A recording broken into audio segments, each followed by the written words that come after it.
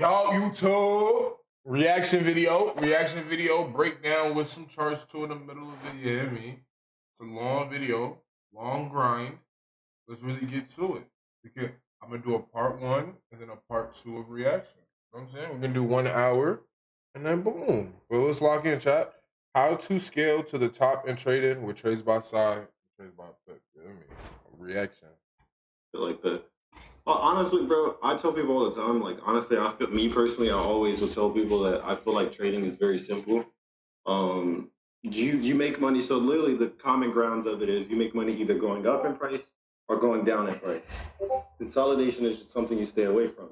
So if I know I got to make money either going price up or price is going down, then I have to figure out when is price either going to go up or down. And I feel like people don't focus on that because then when you focus on like the fact that price either goes up or down, then you start to look for uptrends, downtrends, and how to identify them. Once you figure out how to identify them, that's when you start making money. I feel like people That's a kind of push fact. past that and they think that is more than that, but it's really not. It's really like finding the trend itself and putting yourself in that trend because the trend is constantly going to do the same thing because it's a trend. The vocabulary or the definition of trend is when prices or when not when price, but when something is constantly being repeated, right? So if it's constantly being repeated in an uptrend, then you're going to see the same thing over and over and over and over. That's a fact. So if you know this is going to happen and you have uptrend, so prices going up in a trend, and then prices downtrend, those things you need to look for. How do I know when price is going to go down? How do I know when price is going to go up? And that's it. That's all you have to figure out. But I think social media and just like in general has made it to the point where people have to think that they need more confluence of that, which is not the case. Like you literally only need the price action and market structure that's presented to you. Like everything the charts is showing you is gonna present to you. Confluence is just like it's like the same meaning of like evidence. Like you need facts behind what you're thinking. Yeah, confirmation, that's the word. So it's basically like you're studying the charts, you're trying to rule out an agreement, but you need those like small little facts that kind of tell you that price is doing this, and this. So that's why I think my analysis is this right now. I have a very addictive personality myself where I recently had just started snowboarding. Never snowboarded a day in my life. I liked it for one day and I wanted to buy like snowboards and snow gear and I just wanted to become a snowboarder. Like I have a very addictive personality where if I do something I like, I want to be very, very, very good at it.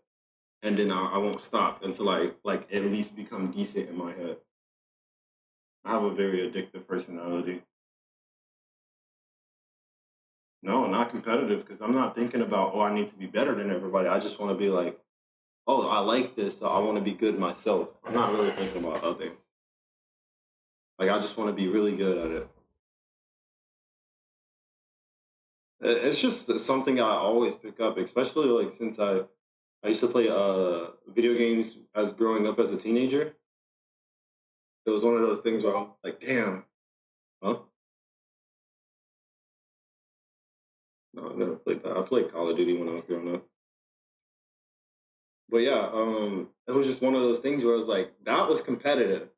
But then once I started dabbling into other things that I liked, I just always wanted to get better and better at it myself. It's a fact. Just even if so to yeah to bring back up competitive, like even if I wanted to be competitive, I knew I was already going to be in that flow state to even do that. You know, I feel like echo in my ear.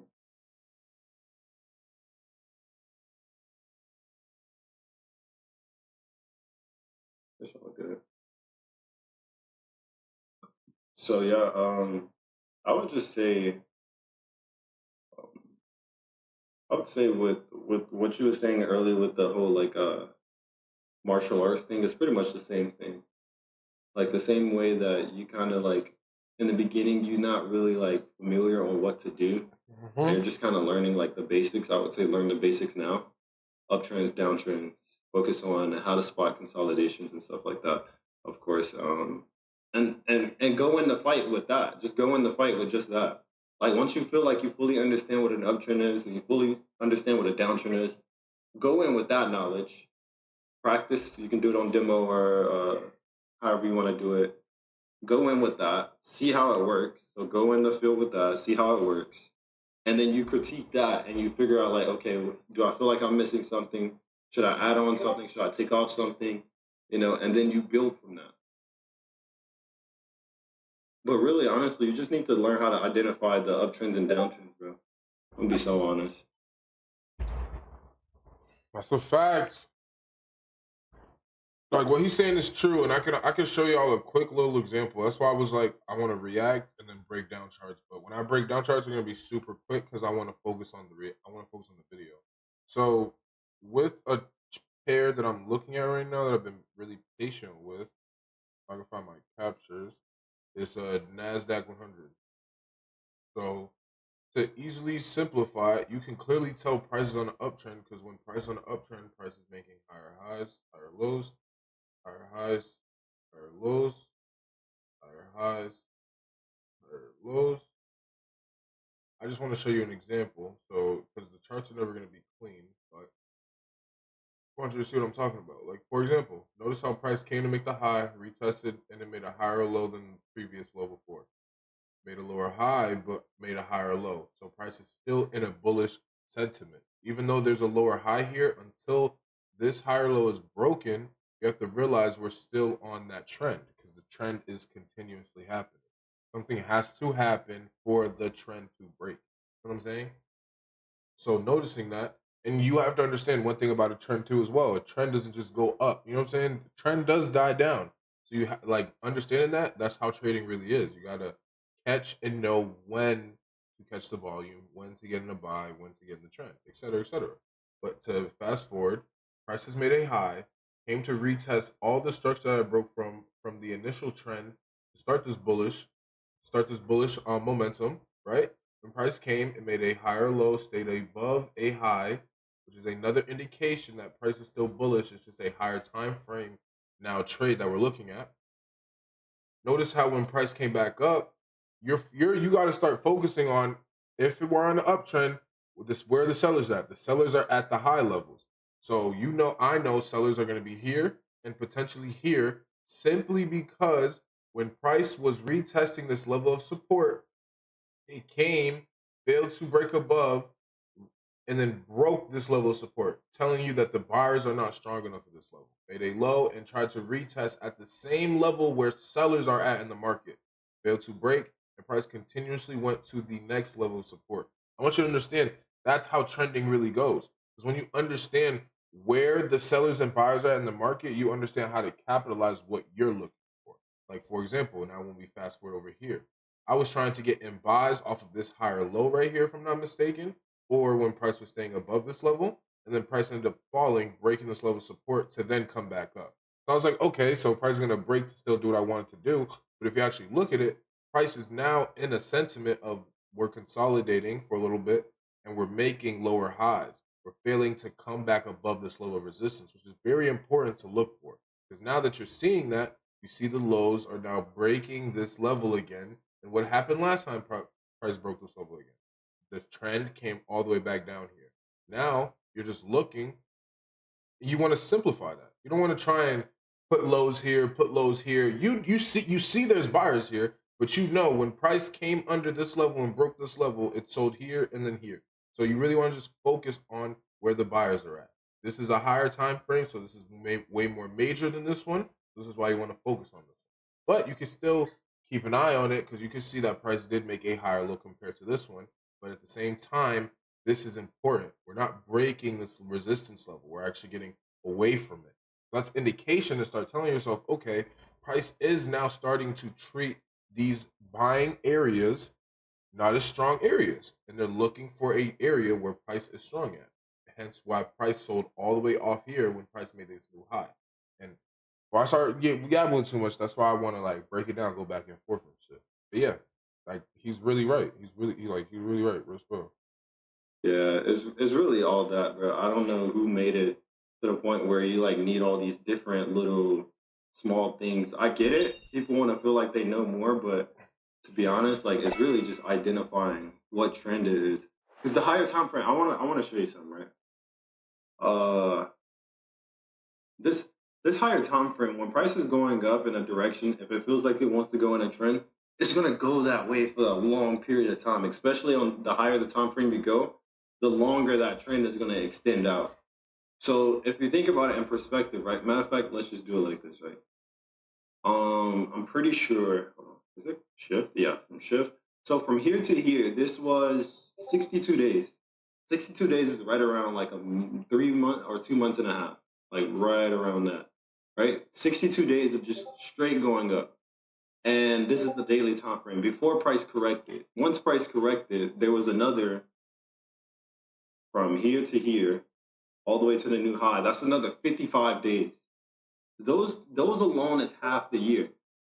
This alone, you pretty much could have been in a buy for half the year and made so much money, and you would have never been like it would have been free of charge, or it would have been free of stress.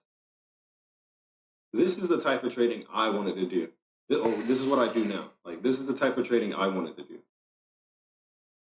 and I never. It seems because people you'll get those people that'll be like, bro, I just want to make money fast now. But you got to think of it from this perspective. If you can get into something stress free, and you shouldn't be trading with money that you absolutely need at that moment. You should be trading with saved up money. Saved up money is always what people use to invest. Like if like once you start making motion, making motion. I'm looking at that. When you have like a cash flow coming in, you don't really spend the money that you make. Like all the money that you make, you don't really spend that. You spend the money that you save. It's kind of weird. And what you're spending it on is really investments and stuff, if that makes sense. And then your investments will then pay out what you need to use. So you're really using your savings to invest into something. Once your investment brings back profits, then you can later on use that. That's how you're supposed to, and all that goes back. So then you like kind of split it up. It's so weird how it works. So basically, I'm gonna try to explain it as much as possible. Hold on, let me make sure. All right, so you're gonna have like your income, right? You're gonna have income, and then you're gonna have. I wish I had like one of those like drawing boards, but I don't. You're gonna have income, and then you're gonna save a partial of it. So you're gonna have savings, right? You could even do savings and investments, but either one works either way, right? You have savings, you save money. So let's say if you use like you bring in like I don't know, let's say 10K a month or something. It's like that's like the magical number people be using nowadays. Let's say you bring in 10K a month. You save like around like probably like to be honest, if I was saving, I would probably save like 6 bands. You save these 6 bands, but you use this to invest into something else, right? You could use this to invest into something else. Now, the only thing with this is some people will either save this and keep it in one spot, which is also good, or you can use this because I mean, life is a risk anyway. So I might as well use this savings money to invest into something that could possibly bring back more money. Most people think that, there's going to be a day like you're going to have like a rainy day or something is going to go really bad or something, and you're going to need this. But I don't like to think like that. I feel like if I have a skill, I bring in money with that skill, I use the savings to invest in something, and then my investments pay back out in the income. I don't like to think of like, oh, a day is going to be bad. Even though the world works like that, but I never want to think like, oh, like I need to save up just in case I have a really bad day or something just completely fails. I don't like thinking like that. So then you have investments, and then let's say you invested $6,000 into something, and it comes back out with maybe $1,000 extra every month or something like that. Or let's say it could be more, but I'm just giving like, or let's just say $2,000. Let's say it brings back out $2,000 every single month passively, and then it goes back into your income. And then you take this 2,000 that you gained and you split that back up. So then you would split this up into like, let's say you take 500 this for your income, you save, you eat on this, or you can like chill on this, use this, and then repeat the whole cycle again. It's literally just a cycle, if that makes sense. And this income will all obviously grow as you start, making these numbers bigger. I'm just giving like an example though. Like these numbers are obviously going to be bigger, but you definitely want this income to have cash flow coming in first. So this is going to be your trades. Your trades first. Once you trade, you make profits, you save some. Once you save some, you also invest. So this could be back into your account, back into something that you think that is going to bring you profits long term. I would honestly keep this. I would do it like this. So if you make 10K, I would put it, basically skip this part and put some of this back into your trading account and then redo this whole same thing again. But you're taking bits and bits of pieces. You're not one of don't be one of those people that like they'll make 10K on their account and then they'll withdraw the whole 10 bands.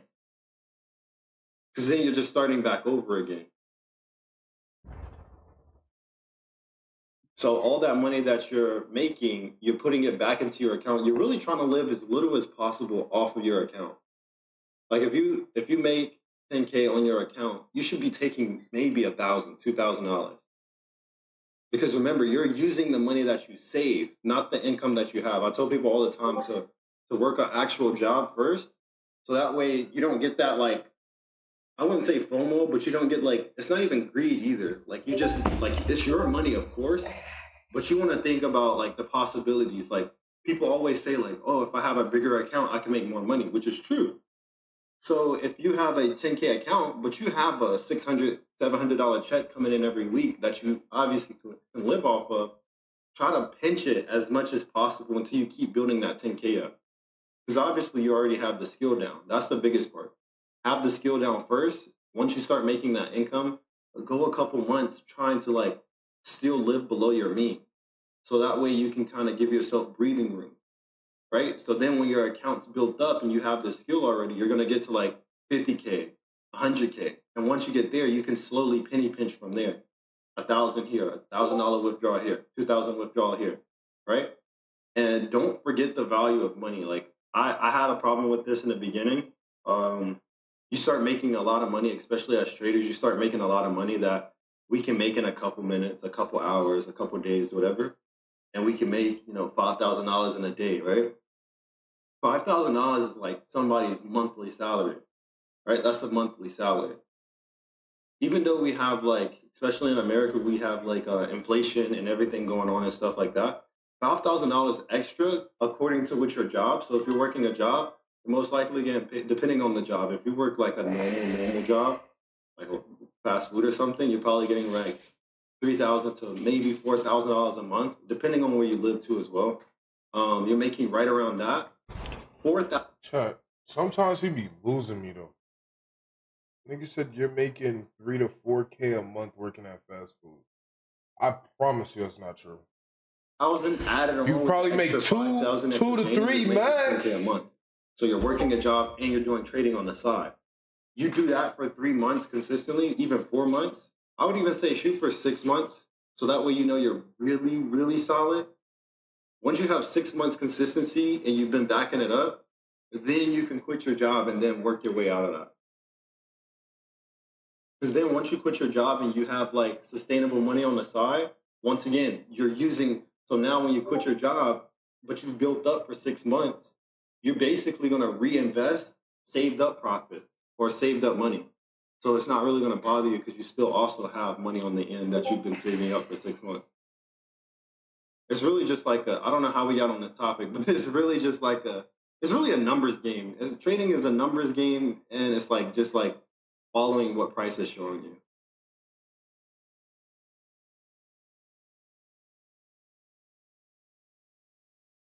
Most of it. Most of it, because you don't want to go into trading. You don't want to get into trading using the money you need. Because I've seen it time and time again. Okay, I'm gonna switch to I'm gonna switch to a classroom in a sec. Wait, should I do it now? Mikey. All right, don't let me forget that question. Who asked that question? Draco. All right, cool.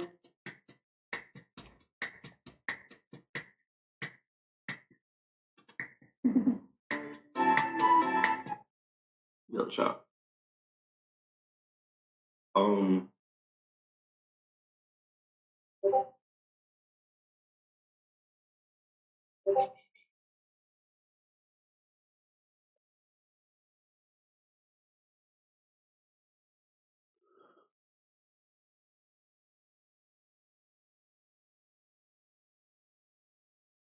Get it more. Yeah. So what you want to do is basically when it comes to collecting your profits and like actually scaling up, you don't want to basically knock yourself because basically what people do is like I said, they normally like build up their account. Once they build up their account, they withdraw their whole account and start back at like 1,000. I think that's like the common thing people do. Like if they build up from like, let's say they build up from $1,000 account, they make as much profit as possible. Let's say they get to 10K, and then they withdraw and go right back to 1K again. And I feel like that's gonna hinder you because then you're like low key starting over. And psychologically, it's like, dang, I gotta build back to where I was before. And it kind of looks like you're not really having much progress too, if that makes sense.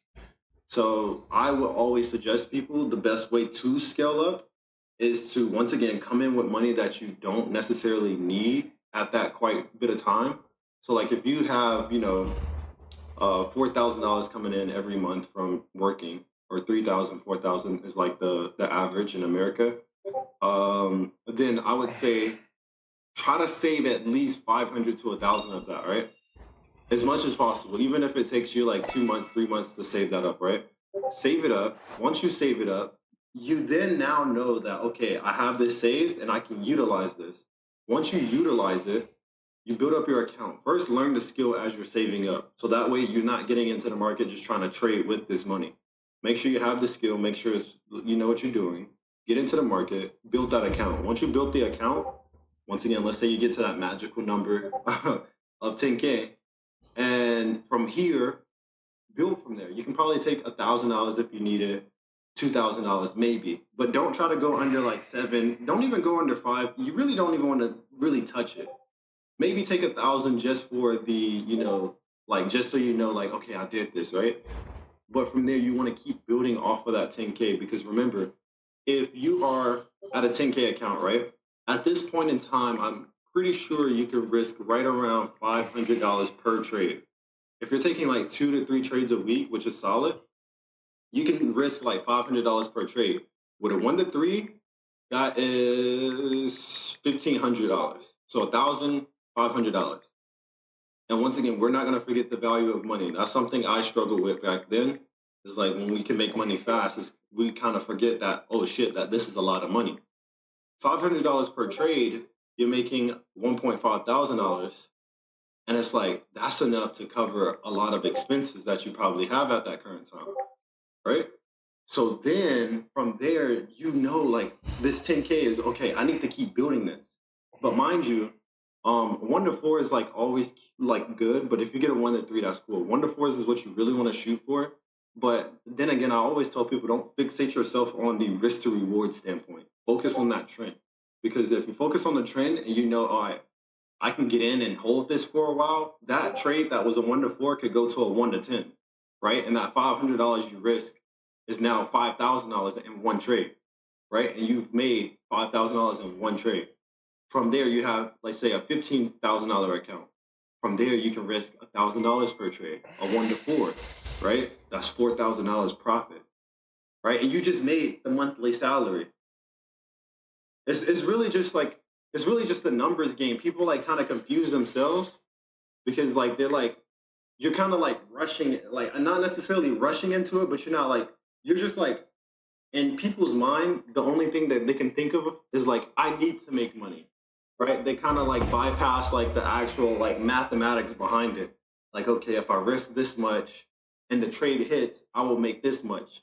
And then once I make this much, I can risk a percentage of that again and make it again. And then it's about consistency. Like that's the biggest part right there. If you do it consistently over and over, think about it, right? If you start with $1,000, let's say you risk $100 per trade. So you have 10 trades, 10 losing trades to blow your account. If you're blowing your account in 10 trades, then it's just like you need to go back to the drawing board. And people over leverage too. Like that's something that people do a lot, over leverage. I did that like the following day. I knew what I was doing, but over leveraging is like the killer of everything though. Don't do that part. Right? You stack some bread up in the future. If you make a little bread in the future where you like, okay, it's whatever, it's some little money, then you could do that later on. But right now, as a beginner, focus on keeping that lot size super small or not even super small, but enough where you can make some bread, but also where you're not putting your account in a hole if you lose, right? And then you build off of that. One to threes, one to fours. But don't fixate yourself on the risk to reward. Keep telling yourself, like, all right, I'm gonna get in this trade. I'm looking to get this to this point of price. I want price to go to this high, or I want price to go to this low.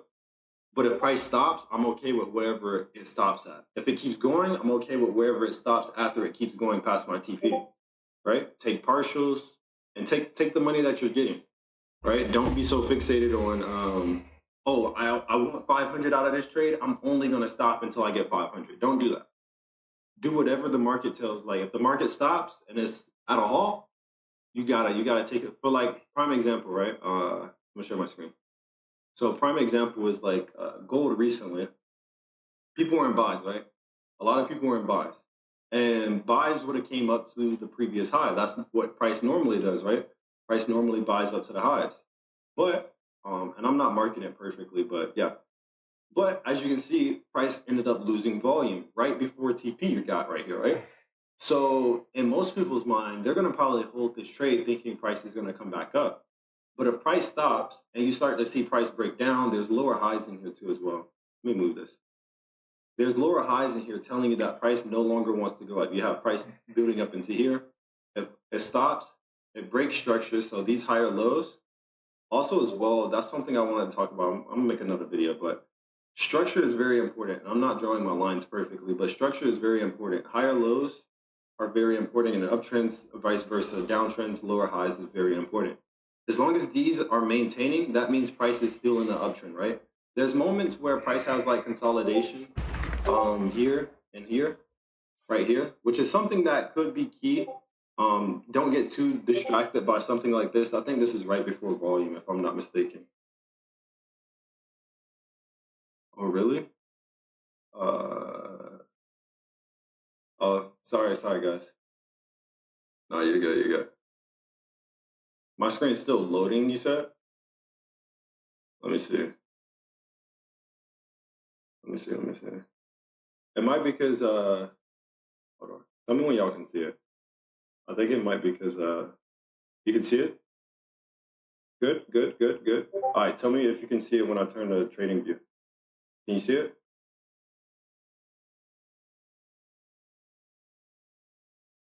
Wait, can you see it now? You can see trading view? Yes. Let me start over. So normally, as we already know, gold or like price in general, right? Whenever we're buying price, we're buying it up to a high. So we're buying it to the highest point that it's been, which would have been this, right? And price failed to do that, right? Price got to a point where it was buying. You would have thought it would have came to the high, but it failed to do so, right? And there was moments in here. So if we go to the 30-minute, we can see that price was obviously on an uptrend. And what I was explaining was you track these as you're in your trade. You're tracking these as you're in a trade. Higher low, higher low, higher low, higher low. This is really like, yeah, it's a higher low, higher low. And then we have a break here. We have a break of this higher low. Price ends up making a lower low, lower high. So then this would have been like, okay, the trade is done, obviously, because now price is making lower highs and lower lows. So at this point, you have to take whatever price is giving you. And I think a lot of people are going to try to like be greedy with this and try to hold on or try to end up selling the price after they get out of their buys, whatever the case might be. But what I'm trying to get to is like you want to be able to get into a trade. If you are looking at the right trend, utilize wherever you got in at. So let's say if you got in like down here or something, right? Let's say if you got in like down here. If you got into price and it went all the way up to here, then you can count that. You can take that. You held for a day and 18 hours, so you held for quite a bit of time. You made some money. I'm pretty sure you made a lot of money off of this.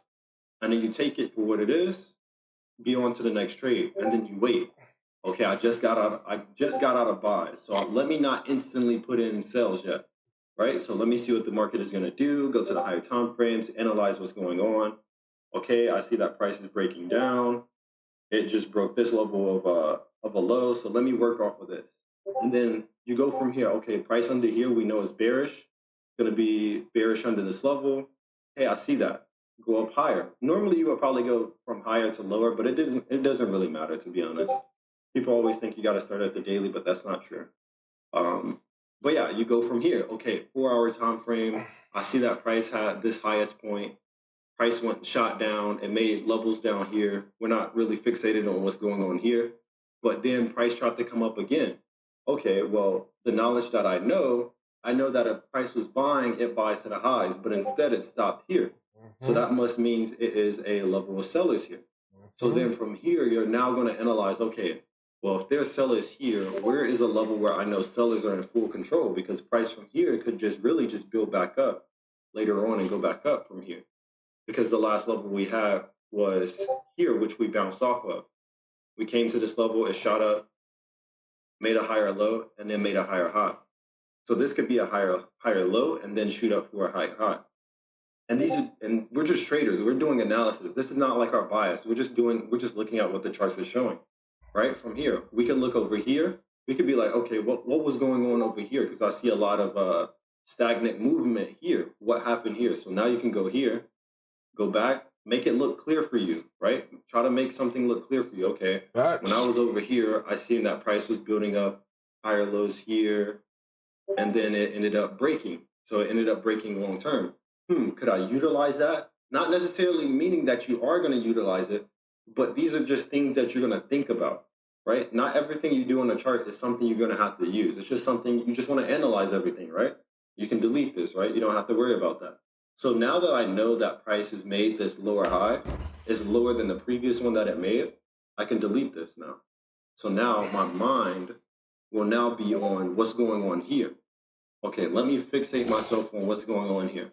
I see that price is built up, right? Built up, failed to go higher, made a level of support. Now, if price wanted to buy, it would have bounced off it here and went back up. But instead, all this level where price was buying up, buying up, buying up, buying up, we finally broke it. So now, okay, let me see if tomorrow will present me a lower high. Because now in this situation, to confirm that price is bearish, I would need to see a lower high to be created. Now, with that in your head, you're like, okay, if I get a lower high, that's what I need to see to get into sales. So then you're going to say, but what will invalidate that reasoning? What will invalidate me thinking sales? Okay, let me work. So now we see that this is the highest point. We see that price fell. So there's like a small lower high here, but we're just going to use this one, right? We're going to use this one because that's the previous one that just happened and it's equal. It happened here a lot, right? So now we see that price sold off. We have the lower low, lower high, lower low, lower high, right? This lower high here is telling us that there are sellers here and they're pushing price every time price gets to this point, pushing price and then also pushing price. So with that being said, we also have a level where it equaled out and buyers were in control. So we have buyers here, right? But the second time or the third time price came, it broke out of those buyers. It broke and gave us sales under here. So now in our heads, we're thinking, okay, what do we have here? We have the daily time frame. It made a lower high, right? We came back above this level. This was our indication correction, and I don't know why I changed my bias on. We're not even gonna talk about it. But yeah, price ended up pushing back up, failed to go higher. Even though we know that price was supposed to buy to here, the market stopped. We have no say so of what the market is going to do, right? We just know our analysis. We know what repeats itself. We know what we're used to. But what we're used to is not always going to happen. So, like how you was talking about mixed martial arts, I can really relate a lot to mixed martial arts, right? Just because you throw a punch or you know that the punch is correct doesn't, or like if you, even if you put as much power as you can into a punch, right, doesn't mean it's going to knock that person out, right? So the same way, just because we know that price is always buying up to the highs and whenever it sells to the lows. If this time it doesn't happen, we just gotta take it, right? We just gotta be like, all right, cool, let's reset. So now that we know that price is no longer going higher, we have to fixate our minds on, okay, since it's not going higher, let me check to make sure it's not trying to go lower. Because what price essentially is doing is it has a lot of volume. There's billions of dollars in the market every single day. So price is trying to move in some direction. That's Fat why we boy. got trends, right? My fault. Consolidation That is food meaning hitting. That that food hitting. there's You know how that so shit go. much equal volume. There's a lot of buyers and there's a lot of sellers, but they're equal, right? But once one becomes more than the other, the price is trying to move towards that direction. Facts. So if price doesn't want to go higher, if sellers are not letting price go any higher, then they're going to look to, or if buyer's not trying to let price go up any higher, then price is going to look to sell. If it's not looking to sell, it's going to look to buy. So in this standpoint, it's buying up, but price is not, the market is not letting it buy up anymore. So now price is like, okay, if the market is not letting me buy, let me see if I can sell. So then that's when we start looking at what's going on to see if we can see what price is doing. Right now, price is breaking down to that low side, right? And then we will scale in, see if we can find more information. We're not thinking exactly sales yet until we get that lower high. And why are we waiting for that lower high? Because this lower high would then confirm once again that price is not trying to go up. And once it keeps telling you, hey, I don't want to go up. Hey, I don't want to go up. Hey, I don't want to go up. That's when you get one of those days where you have a lot of volume and it's really going down. Does that make sense?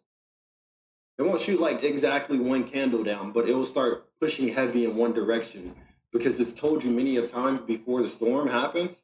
So like I tell people all the time, you want to get prepared before the storm happens because once the storm happens, there's only so much you can do, right? So, and this, yeah, it's very important because like people try to like, they're like, they know the storm could possibly be coming, but they're just like laid back and chilling. Like it's pretty much how humans react to anything, to be honest. Like a lot of people in this world are like they're very like reactive, not proactive. So people will always prepare when it's time, or they'll try to prepare when things are like in the midst of the moment. There's very few.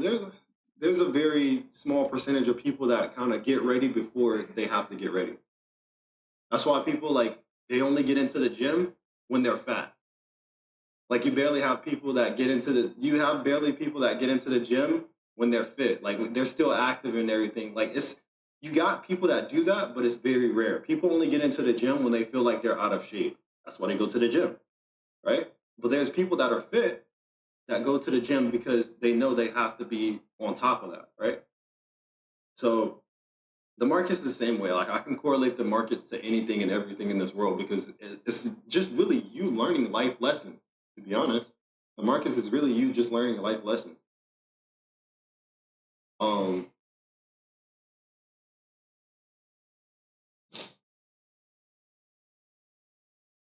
you're only 19. That's crazy. It's crazy in a good way because that's good. That's good. I started when I was 18. That's good. Yeah, I'm 22 now. Yeah, I'm 22, bro.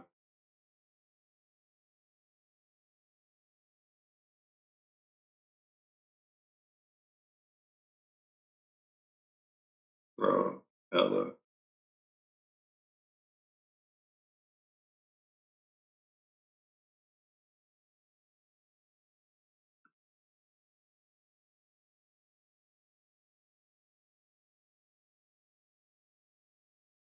Yeah. Everybody has a story. Everybody has a story, bro.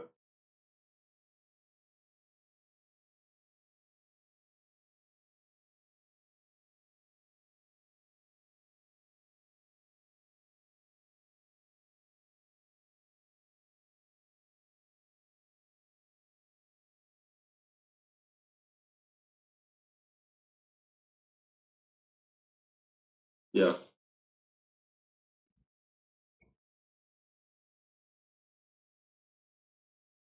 yeah. I get what you're saying.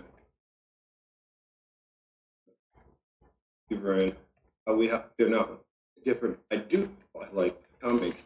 Do Can't hear pay to him. learn how to do the skill. I think if like trade some high to use perfect like good stuff for I don't even think now to this day that I would know how to analyze a chart. That wasn't something like I always like or I could well they like some all right, more time. All right. All right, so all right, I'm gonna share my screen probably. All right, so when it comes to mental Okay. capacity, like I said, Okay. So I'm gonna leave it right here. You know what I'm saying? I like this video because he's really breaking down everything that you really need to understand when it comes to trading. That's why I wanted to break this up in segments, so we could, you know what I'm saying? You could really, it's easier to take your notes and everything. You need your notes. But facts, in the end, like he was saying, you want to focus on who has control in the market and how to get in a trend. Because look at this right here. Price is broke, right? We take this off. You don't want to focus on noise from before, right? Price has been making higher highs, higher lows, higher highs. You know what I'm saying? Higher lows, and then price ended up breaking, right? Price broke. You're gonna tell yourself, okay, I need to see a lower high. Price made a lower high, came, make it low, another lower high, and then kept selling under. This should have been your area to take a trade simply because you see a lower high, you see price telling you multiple times price wants to get under. Right here, you could have got under in that trade, and then look what happens. Price gaps down, makes another low, and then another lower high. It's telling you again, hello, we don't want to be up here. So you got to start taking that in consideration because now you're focused on what I was talking about before. You're focused on tracking your higher lows. And you see that price just made a low, broke this low, came to make a lower high. Where do you think price is going? Its goal is to come back to this low. And if it's not, it's going to make a higher low. So that's how you tell yourself, okay, I got to get out this trade. Price stops selling. Because you should know price is selling to the low level in the market. But this is why I wanted to show the video, because it's good to, you know what I'm saying? It's good to see where I get my shit from. I like to show where I get my shit from because I learned a lot from God. Like when I was living with him, like my whole life changed. Keep it a buck. But yeah, YouTube, hope y'all enjoyed the video. Part 1, part 2, coming tomorrow. Safety my demons. YouTube. Yeah, man.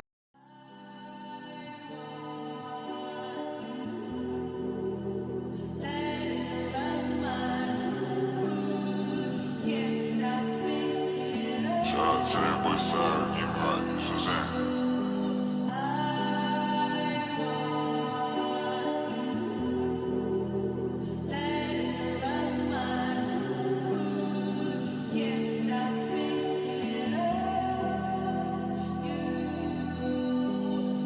I wouldn't even say these niggas chain. I would just say these niggas wasn't real if they would've had a nigga think. One day I'ma run away with my gut feeling, then take it to the bank. One day I'ma run away with my dream, bitch, then take her to the paint. Life ain't getting no more easy, I'm just trying to get away. Nigga asked why we were robbing, we were just trying to make a way. Main whole nag, my phone ringing, I'm just trying to make a play. I seen everybody eating shit, I was just trying to get a plate. Before I leave, I say a prayer and then pick up the Glock. Folks sticky and vicious thought.